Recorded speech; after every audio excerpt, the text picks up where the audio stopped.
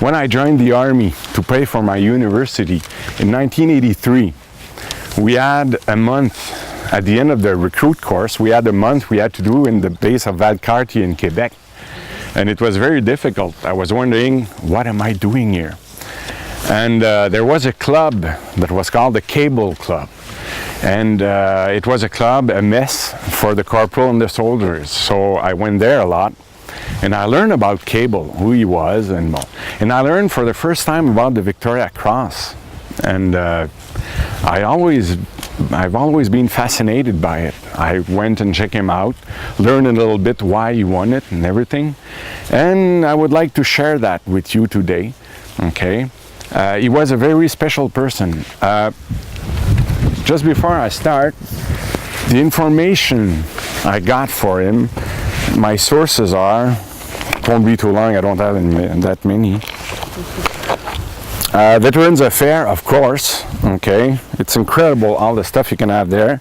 Dictionnaire bibliographique du Canada, and also I wanted to be like young people and everything. I went on Facebook. And yeah, I know, I've got few friends on Facebook.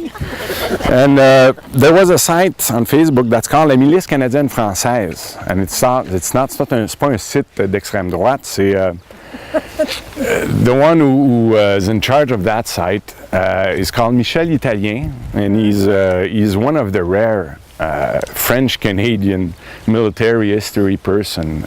You can hear him on the CBC once in a while and everything. So I thought this site was pretty good, actually. So my information comes from these three sources particularly.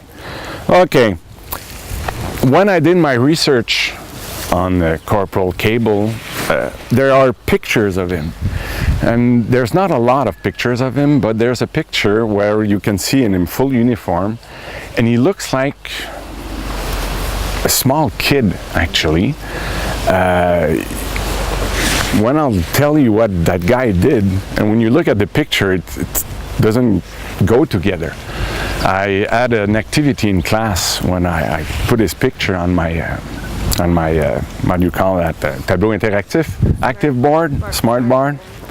And I asked to my class, what do you think of that guy? What do you think he did and everything? Nobody was even close, okay? Because you look at his face, it's impossible he did these things. Anyway,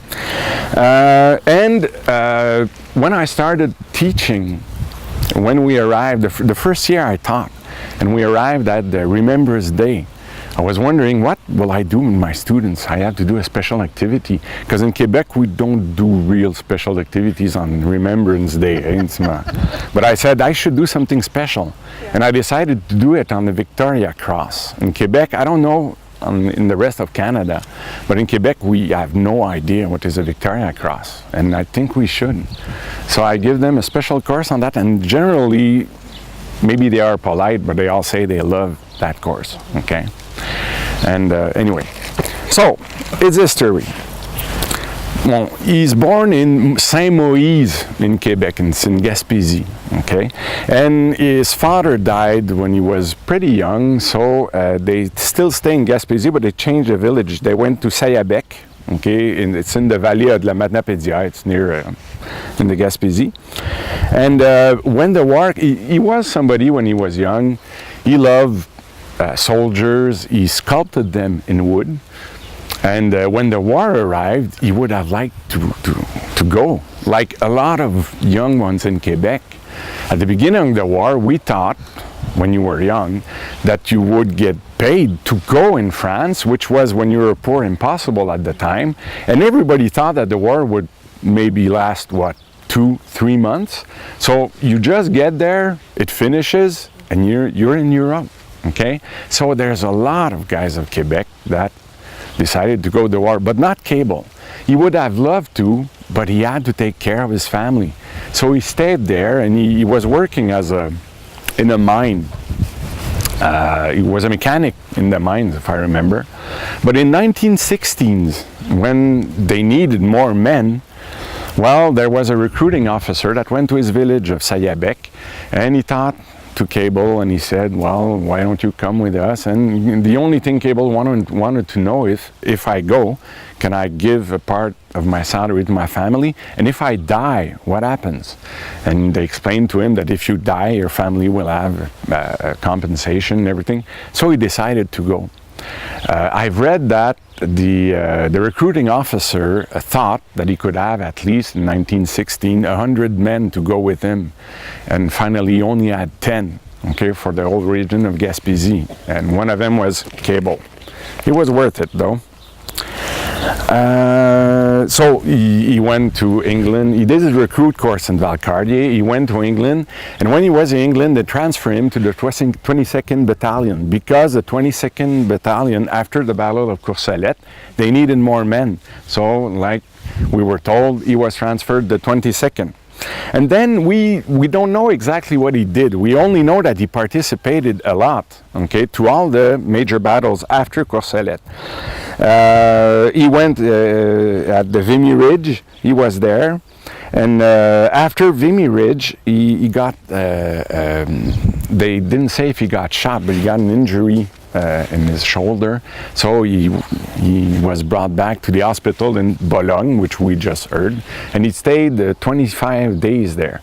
And what's interesting, he could read and write. So he write a lot, and it seems he had lots of girlfriends in Quebec, because he wrote to more than 10 girls, and there was his sister, okay? And every time he was writing, he was always optimistic about it and saying that he had fun, there wasn't any problem, he wasn't really scared. And it's really strange. It's only to his sister, one of his letters that dates from the 25th, no. In one of the, oh, anyway, not. In one of his letters at the end, he says he wasn't stupid with all the wars he did and all the battles he fought in, Île-Savigny also. He says that I'm only afraid of one thing, and it's God. Okay, so we think that with what he said there, he knew that it could happen to him, and maybe it would happen. So the war continues. On the 25th, he was a machine gun operator. Okay, the Lewis machine gun that you could take and walk with it.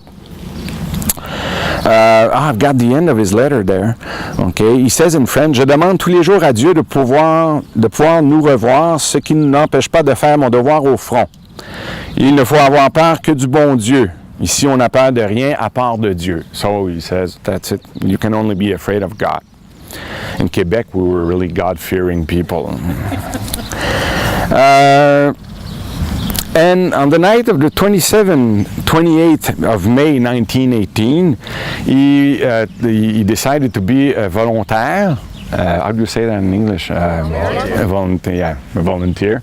And to go attack the Germans with grenades. So he had grenades in both hands, and he threw them at the Germans. And it seems a lot of courage. So they gave him the military medal. Okay, he won the military medal for that, but we don't know much more about this one. But 12 days later, when he was entrenched in this region, on the 8th of June 1918, at night, at 2145 minutes, they received all day long artillery barrage. Him and his section of mitrailleurs, at night he was the only one still alive or who could still shoot something. And 50 Germans, okay, came on his position. And he decided, since he was the only one that could fight, he decided to get out of the trench with his Lewis machine gun, and he'd start shooting on the 50 Germans coming in front of him, trying to save his companions, that most of them saw what he did, and sure that the German, they start shooting on him. They shot on him so much that he had to fall down because he had too many bullet wounds? Yeah, bullet wounds in his leg. But still, he was still sitting down. He was shooting again and always changing in starters. It seems that the Germans were starting to hesitate because they were wondering, what the hell is this? And he received a bullet in the shoulder, so he fell back in his trench. And everybody thought he was dead, but he'd start screaming, "We have to continue, because if we do not, then the German will take our position and everything." So he crawled back out with his Lewis and he'd start shooting again. And then it's the German that got scared and they ran and they got back into their then Kaeble was screaming in French, where is it?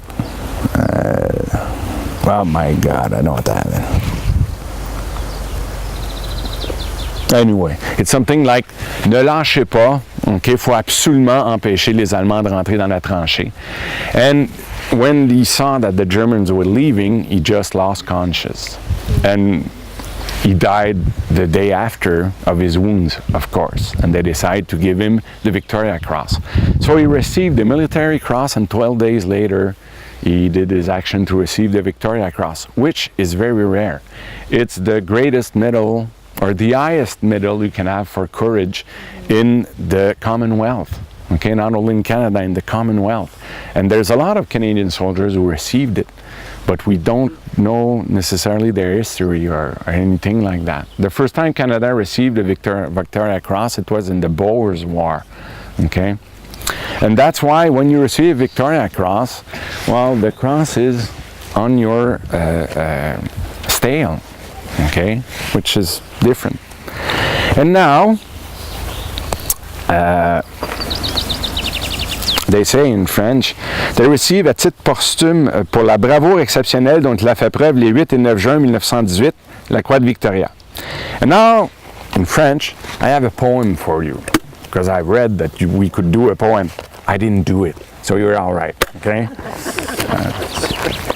It's a poem from Arthur Rimbaud. It's a great author, French author of the 19th century. And there's a poem from him that I like very much.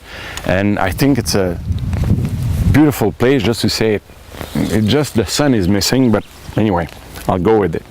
It's called Le Dormeur du Val. If you don't know what it is, it means the ones who sleep in a valley or in a vale. And it's about somebody who sleeps, of course, and at the end of the poem, it's only at the end that you realize that it's a soldier and he's dead. Okay?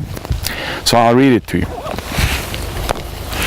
C'est un trou de verdure où chante une rivière, accrochant follement aux herbes des haillons d'argent, où le soleil de la montagne fière, lui, c'est un petit val qui mousse de rayons. Un soldat jeune, bouche ouverte, tête nue, et la nuque baignant dans les frais cressons bleus, dort. Il est étendu dans l'herbe, sous la nue, pâle dans son lit vert où la lumière pleut. Les pieds dans les glaïeuls, il dort, souriant comme sourirait un enfant malade. Il fait un somme. Nature, berce-le chaudement. Il a froid. Les parfums ne font pas frissonner sa narine. Il dort dans le soleil, la main sur la poitrine, tranquille. Il a 2 trous rouges au côté droit.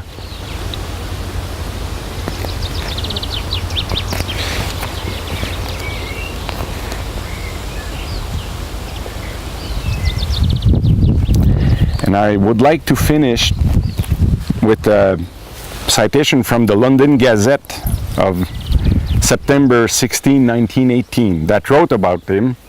They said the complete repulse of the enemy attack at this point was due to the remarkable personal bravery and self-sacrifice of this gallant non-commissioned officer, who died of his wounds shortly afterwards.